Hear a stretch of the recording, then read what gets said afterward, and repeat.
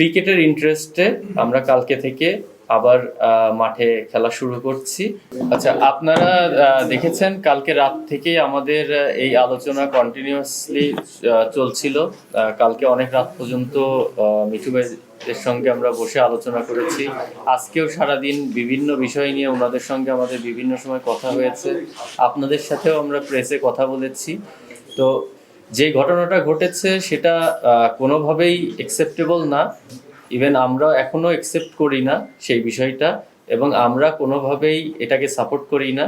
আমরা এখানে এসে বোর্ডের মিঠু ভাই, আমাদের প্রেসিডেন্ট, তারপরে হচ্ছে বোর্ডের আদার্স ডিরেক্টর ছিল, আমাদের বিপিএল এর টিম ওনারগুলো ছিল, সবার সঙ্গে বসে আমরা একটা জিনিস ওনারা কনফার্ম করেছেন। লিলি আল্ট্রাসফট সিরাম জেল কে স্কিনে দেয় 3 গুণ সিরাম হাইড্রেশন। সিরাম জেল হাইড্রেশনে ব্রাইট থাকো সব সিজনে। কারণ যেটা আমরা কন্ট্রোল করতে পারি সেটাই আমরা কন্ট্রোল করতে পারি।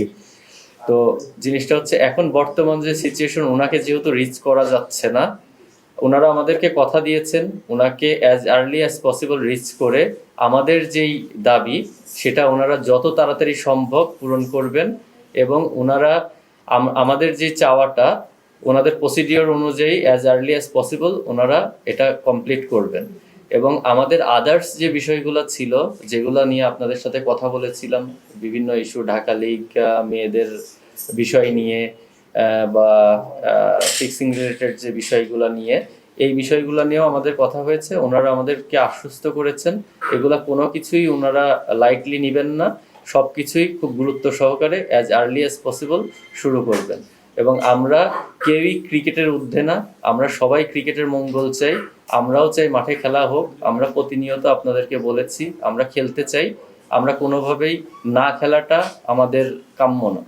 তো আমরা ক্রিকেটের ইন্টারেস্টে আমরা কালকে থেকে আবার মাঠে খেলা শুরু করছি, এবং ক্রিকেট বোর্ডের সঙ্গে আমাদের একটা হেলদি ডিসকাশন হয়েছে। ওনাদের এবং আমাদের কথোপকথনের মাধ্যমে একটা জায়গায় যে পৌঁছতে পেরেছি, যেটাতে আমি এবং আমার প্লেয়ার কোয়াবের যে মেম্বার এবং প্লেয়ারদের পক্ষ থেকে যারা এসেছিল সবাই সেটা অ্যাকসেপ্ট করেছে।